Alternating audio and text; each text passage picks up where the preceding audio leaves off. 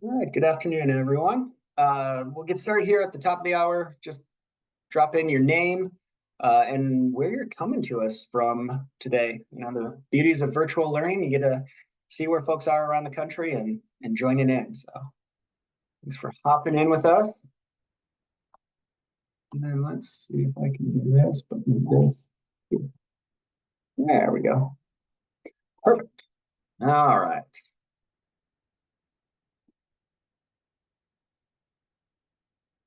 All right, we got a good group of people coming on board. Nice. Some familiar names. Love seeing that. And as we get going today, just putting your name where you're coming from helps us just to monitor how we're doing and who's from where. Um, I've got it at noon on my end, coming from Iowa and Central Time. So we'll get started here too. So thanks for taking the time to be able to hang out with us today. Um, I understand that the time is a really valuable resource that we're all short on too, right? Along those same lines, I also know that it's tough to get excited about hypotheticals, and that's what disaster management is. And well, that's until it turns into real life. So I really appreciate you tuning in today as we go through our talk, our all hazards approach, all population response. My name is Brian Feist. I'm intelligence subject matter expert for emergency preparedness planning. And for those of you who've heard me talk before in the past, I've got a variety of backgrounds in different healthcare roles and all that, but I'm really passionate about making sure that when an event hits, we have a very strong community approach to responding to that disaster and recovering from that disaster. And it's going to take the full community because that's what a disaster is going to do. It's not just going to impact one specific area. It's a little bit more global than that, right? So in disaster management, we have that phrase, all hazards approach, which simply means you got to be ready for everything and anything. But we also have to make sure that our emergency personnel understand the populations that we serve. And through this kind of collaboration and integration through trainings and exercises, the goal is to create a smoother transition in those times of chaos. Now, a couple things before we get started.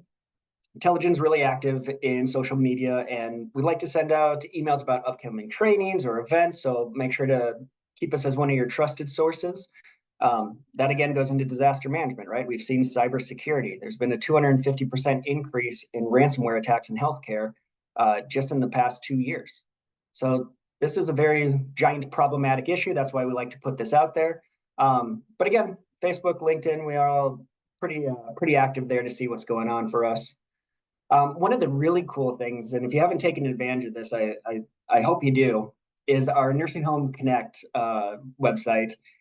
And it's a really cool process because what we have here is a community of nursing home partners that can ask and answer questions among their peers. And that's fantastic because there's nothing worse than when a national organization tells you how things should be with no consideration of how things work in real life, right? Sadly, a example of this is that whole nurse staffing ratio that we have in our nursing homes. Like that is a talk for a different day, so I gotta back myself down off that ledge. But this is a great opportunity to engage with your peers and kind of talk shop in a way that is going to be really constructive and learn from different experiences too.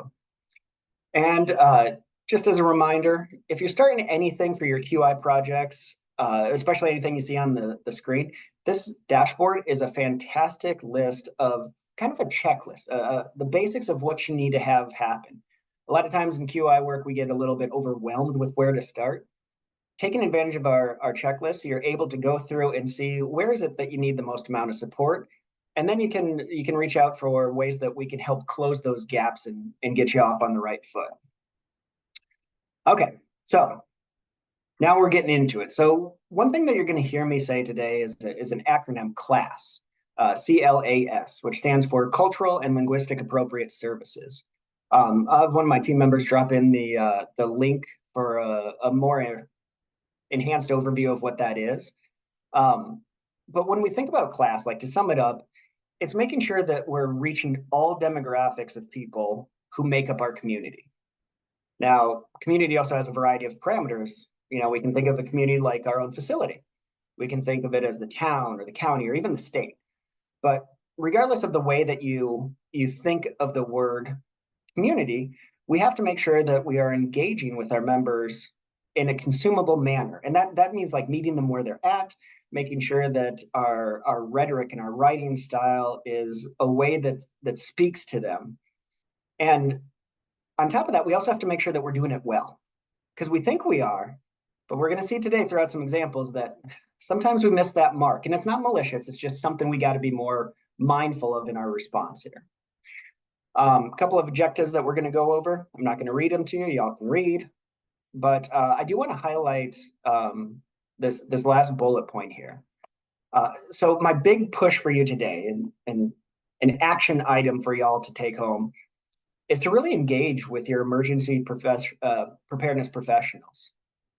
And a lot of time when we think about EP work, emergency preparedness work, it's mandated. So you have to have it, right? You all have emergency preparedness plans. Fantastic, that's great. And you have to have one because you have to be compliant and you don't want to get one of those E-tags. But in reality, a disaster is not going to fit into those plans as perfectly as you think.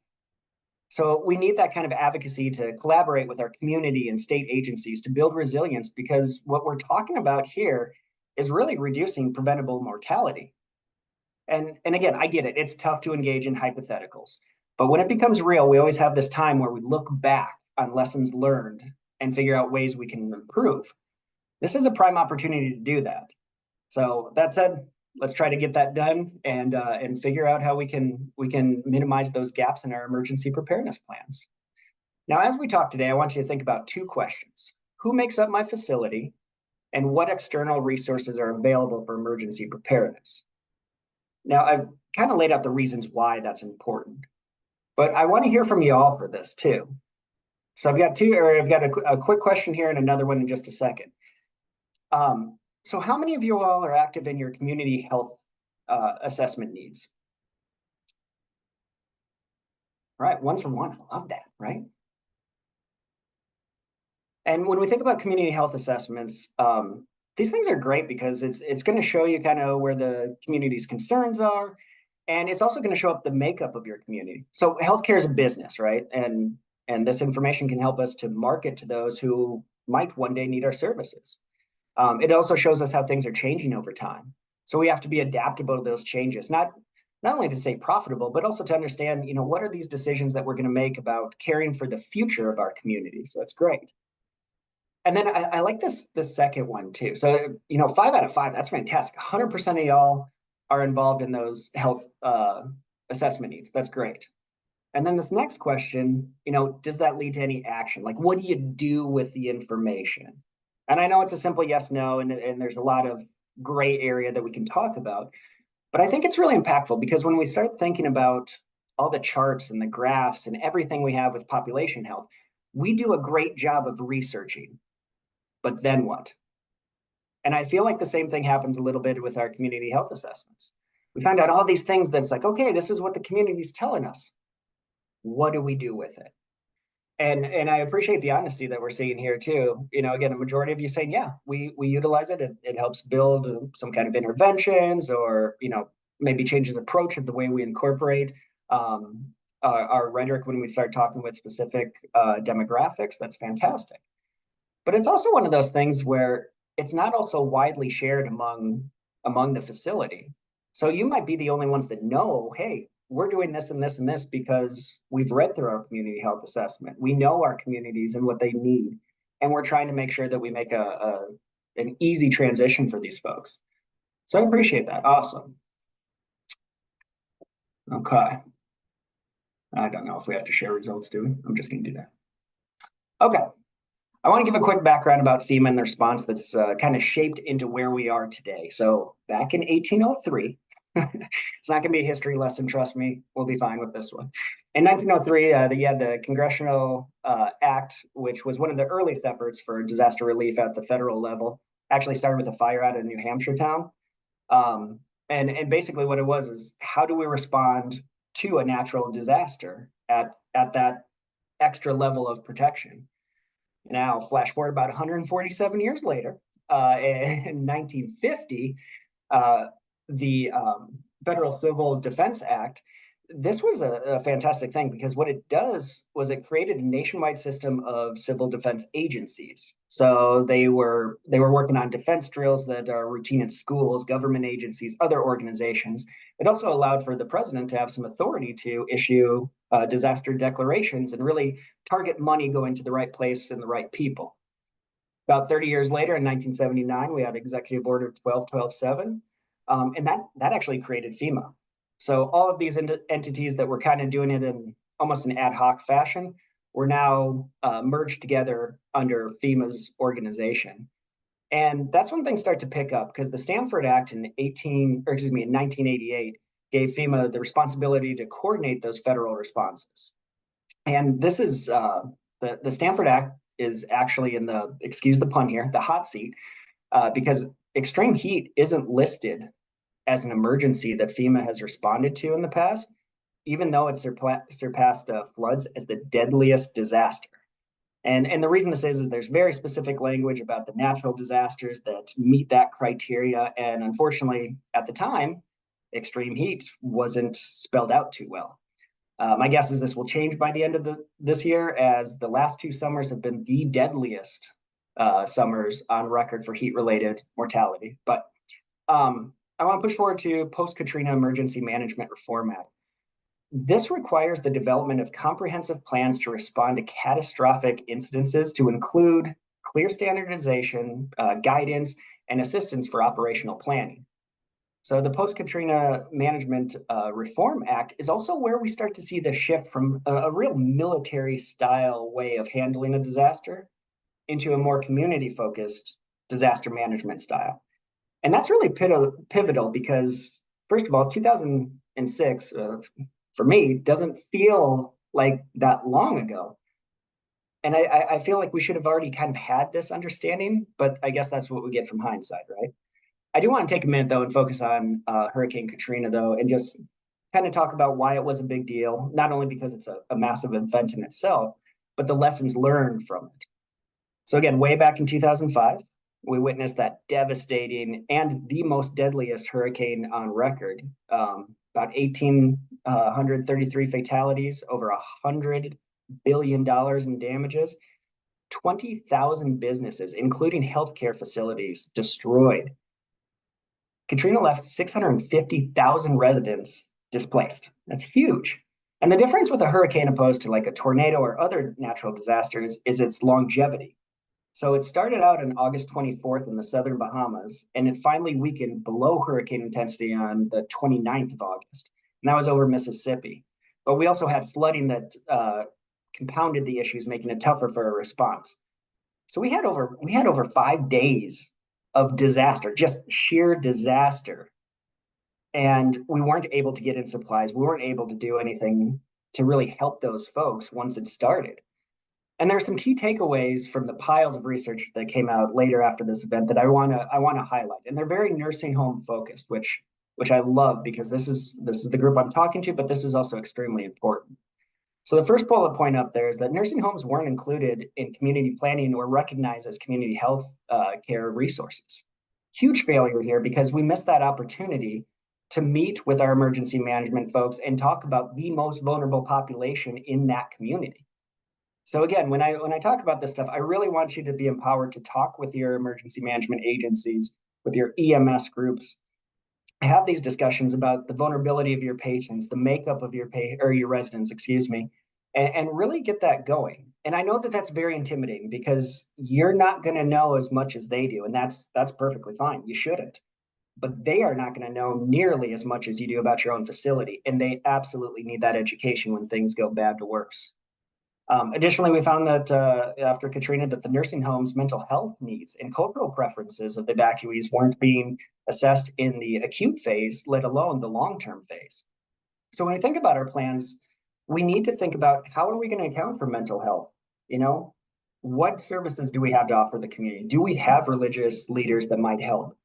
How are we going to support the family dynamics of the healing process if that's an indicator for some of our residents? And again, we also have to think about our staff. I think this got missed very, very badly in our COVID wake, and we're experiencing the aftermath of that with shortages, right? But we have to think about what support do we have for the diversity of our provider population as well as our residents? And how can we come together to make sure that we have a collective idea of where to go? Now, further down, we see there's anticipated effort or needs for disaster management at the nursing home level. We heard and again experienced the supply chain issues of the early days of the pandemic. Often we focus on resources and equipment, but we also have to think about people. So a big action item or something that I really want you to look into is that when you start looking at your emergency preparedness plans, find out how staffing has changed from before the pandemic to now. And if nothing has, that's something that Telegen can help you out with. Because having a staffing policy when we start talking about emergency preparedness is going to be huge. You know, we're already short staffed. I get that. It's tough. There's no question about it. And it's tough to focus on those hypotheticals, right? But when we start thinking about the shortage of them, it's because we didn't have a good policy in place. And one big thing that I always preach to is make sure that your employees understand individual emergency preparedness, because if they're worried about their loved ones, their house, anything else outside of work, and you call them and say, hey, we're going to need your help today, they're not coming in. They got to take care of themselves first. Hopefully leadership appreciates that approach, but that's why I always say individual emergency preparedness is going to help your facility get back on its feet a lot quicker. Additionally, we can talk about staffing ratios, how you get people in there, what are going to be the changes that we see going forward with the schedules. That's a really big thing that gets missed. Now, this last one here too, with the adequate care for evacuees. You know, when we send out residents, you do the normal stuff, right? You have all that stuff in there, but do we have any cultural information for them? You know, certain religious beliefs will not like gender cohabitation. What about dietary restrictions? Observation of prayer times. You know, it's not a big ask to put in that specific language in there if needed for some of those residents. So why not include it now? Because again, if we can think about these considerations now, it's going to decrease that level of chaos in the aftermath too. And another thing to consider is how do we message with our family members? I'm sure some of y'all on the call have had some really hot topic conversations during the pandemic with family members and a lot of anger going on there. So how's our messaging? And also, are we making sure that we're getting out to everyone? You know, for example, here in Iowa, we still have a considerable broadband issue. We'll see examples of how communication plays out as a pitfall later on. But when we look over our plans, have we figured out how to communicate with different family members that might not have access to the internet? And lastly, one of the big things too is that nursing homes should be an emergency priority category, similar to that of hospitals, integrated into the community disaster plan and involved with local emergency management. Again, it's ridiculous this hasn't happened before, but that's the beauty of hindsight, I guess. So I really feel like you're getting that feeling that I'm pushing you to make sure that that connection is strong with your county coordinators and also your emergency personnel, because it's going to have to be. They're going to be the ones that are going to help you in those times of crisis. Now, in the phrase all hazards approach, we normally focus on the disaster itself, right? You got to be ready for anything and everything. And then it's very narrowed as this is the disaster. So that's what we have to focus on. But we also have to think about those ripple effects that are going to affect the community. Luckily, FEMA has been a pioneer in researching and switching the mindset to community-based disaster management.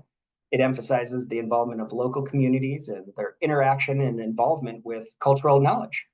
We see cultural competency trainings for responders to ensure respectful and effective communication. Technology and communications come a long way in this. They advance and make it easier to do multilingual or lingual alerts and publications through a variety of outlets. And then again, we also see that empowering of trying to get into the community, to think of that community-based effort rather than individual-based effort. And that's what it's all about. Research has shown that minorities, people in lower social economic classes, and rural residents are less likely to be prepared before a disaster, less likely to receive disaster educational opportunities, and less likely to be involved in prevention and preparedness activities. And we can change that with what we're doing now. And look, I'm not looking to fix the world. I get it. It's tough. You got other competing priorities happening. But if we can make that advocacy for our facility and really tell them, hey, we're housing the most vulnerable population in this community. This is how we need to respond. These are the issues that we have. These are the barriers. How are we going to do this? we start to see that recovery time and response time start to improve. And again, we reduce that mortality rate, which is huge. Now, like I mentioned earlier, we've got disproportionate or minorities suffer disproportionately at every phase. So I want to show you some real life events to kind of bring this in full cycle. So when we look at mitigation, we look at Hurricane Katrina, many nursing homes failed to adequately understand the capacity of their generators, and also those amount of residents who are going to utilize electric medical equipment. And that's just gone further off as we've continued to get more IT involved into healthcare. With preparation, the California wildfires in 2017, several nursing homes didn't have fire resistant material. And even more than that, they didn't practice evacuation procedures with their residents. Looking more at the response, two big ones here stick out that could really benefit from class institutionalized training. Hurricane Irma in South Florida, and also Harvey in Texas. Significant portions of their population had limited English proficiency, and obviously communications made a delay in evacuation a huge problem. And then if we look down to recovery, also with Hurricane Harvey, left homes to figure out how to secure funding opportunities for repairs and renovations. And that just leads to delays in getting their residents back. So they're not in their familiar surroundings, and prolonged displacement really plays a huge role on the mental anguish that they're facing. But again, this is kind of in the past, right? 2017, yeah, it's been a while. So if we look at the Parlays fire in Utah in August of 21, emergency alerts and evacuation orders were primarily issued in English only. This posed a significant challenge for non-English speaking members of that. And in Utah, Spanish is the second most common language. So non-English speaking residents struggled to understand the instructions of where to evacuate, which routes to take, how to stay safe. And all that information about the fire's progress and safety measures and assistance, it wasn't readily available in other languages. So that's a huge problem. Many of the non-English speakers relied on community networks and ethnic media sources for their information. We go to the Camp Fires, also known as the Paradise Fires in California, 2018. Emergency responders and officials lacked cultural sensitivity training and understanding. And that, again, just hinders the effective communication and trust building with the non-English speaking population. COVID, as no one's surprised to hear, huge minority crisis there with African Americans, Hispanics, Native Americans, Asian Americans, all experiencing higher rates of infection, hospitalization, and death due to pre-existing health disparities and social economical factors. Obviously, the vaccine rollout didn't work well, and it doesn't take much of a history buff to understand why you have minorities getting a little bit iffy when the government says you need this shot in your arm. You do a little bit of research, and you're going to find some sad truths to that. The Flint water crisis, this is still happening today, and people forget about it. 10 years ago, we had public service prioritizing cuts over public health. So they were trying to save money. And we saw significant delays in informing people about the dangers of the water supply. And a lot of these that had not effective communication, they were residents from low income, and they also had they were less likely to have alternative water safety measures to fight through that. And then finally, if we look at Texas, 2021, that big winter storm that I'm sure some of you kind of remember hearing about, that disproportionately affected low-income and minority communities who had fewer resources to cope with that emergency. Minority and rural communities struggled for shelters, food, water due to systematic barriers and less effective outreach. And as of note, Texas is known as the energy capital of the U.S. In the last couple of years, they've shown how the aging power grid system is struggling to keep up with demands. And if Texas can't handle it, none of our states can. So that gets us a little bit more worried. So yeah, we got some work to do when it comes to making sure that we're reaching those most vulnerable population in a very cultural and linguistic way to understand what it is that we can do. And so what we want to do is we want to make sure that we're doing it now. And that's a big thing for people, because I know you got competing issues happening all over the place, but we want to make sure that we're doing it now. Because if we can get that class service set up now are residents with mobility issues, comorbidities, cognitive and behavioral concerns. They all have a better chance of survival, and your organization is actually going to be praised for this too. All right, so one more set of sub questions here. I got 2 questions to ask you here. So the first one, does your organization participate in county emergency management planning? We all have our plans, that's great, but understanding how those plans are going to be integrated with the county level is really important because things aren't going to move nearly as fast as you want to. And emergency management coordinators are fantastic about resource allocation. So we have to make sure that we have that set up where maybe there's something problematic on your end already, and then a disaster is going to make it 10 times worse. Okay, so we have a couple of yeses there, a little bit more on the nose. And then finally, does your plan account for the diversity of your resident population? And for that, I know that there's a whole continuum of care of chronic diseases that you work with. But when we think about stuff like dialysis, how are we going to make sure they're going to make their appointments? What about those that are caring for dementia patients and wandering off? Imagine the chaotic times. I was talking with a nursing home out in Greenfield, Iowa, that had that tornado come through. Don was telling me about there's one person that just kept talking to him the whole time, asking him the same question. Where are we going? What's going on? Where are we going? What's going on? And that kind of intensity during times of chaos is going to make you break. So how do we organize this, right? And we have to make sure that we're thinking about the diversity of our population, again, with ethnic and cultural considerations like mixed gender cohabitation, like I had mentioned. And I get the idea like, hey, we're showing up, we're going to help you. You got to follow our lead, should be considered. But if we can implement some of these considerations into our planning strategy now, we create that trust in our residents, in our communities. That's going to play off really big later on. Nice. I love that. 100% I'm thinking about different ones too.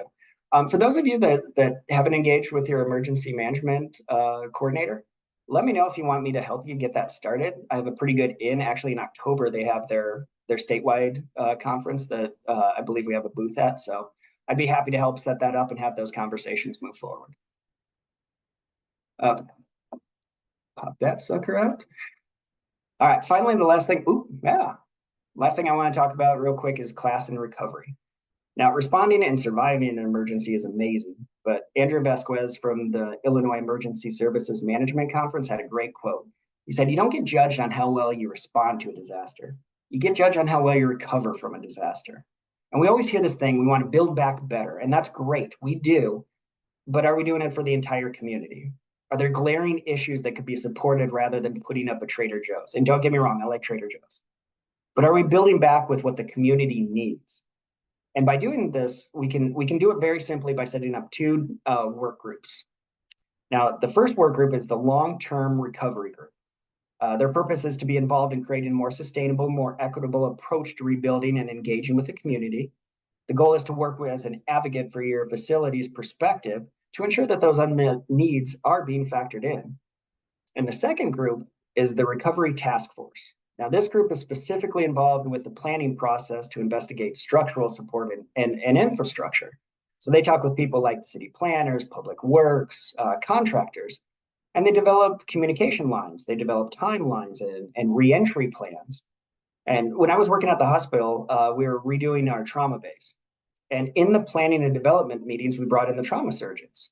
A little bit of a risky move if you've ever talked to a trauma surgeon, but it was really smart because now it's not just a big fancy looking room, it's a functional fancy looking room. So there's some help to it. So Telligent can help you set up those 2 groups and kind of talk a little bit more if you're interested in that in your emergency operations and planning committees. I think we can all appreciate the importance of making sure that we get this as close to right as possible, given the last couple of years, we've seen an increase in storms, increase in cybersecurity, increase in violence, and all while we're seeing a decrease in funding, decrease in staff, decrease in resources. So I guess my pitch here is that you got to friend Telligent for a no-cost option, and we'd always be happy to help them support on that. I know I'm getting a little bit low on time, and again, we all have things to do. If you all have any questions, feel free to ask or type them in.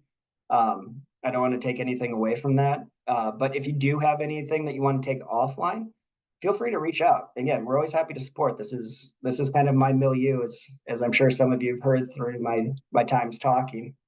Finally, I want to make sure that y'all know next Tuesday, July 30th. God, it's almost August. Um, we're going to have another nursing home quality essentials, and please join us for that. Also, if you have any topics that you're interested in or like to see covered, shoot us a line, and we'll see if we can dive into the weeds with y'all. I think I'm about as close to the 12:30 mark as anyone else, so I appreciate your time and hanging out with us today. Again, if you have any questions, please feel free to reach out to our group, and we'd be more than happy to talk with y'all. The remaining of time, I can hang out for a little bit too if you have any questions that you would like to bring up now.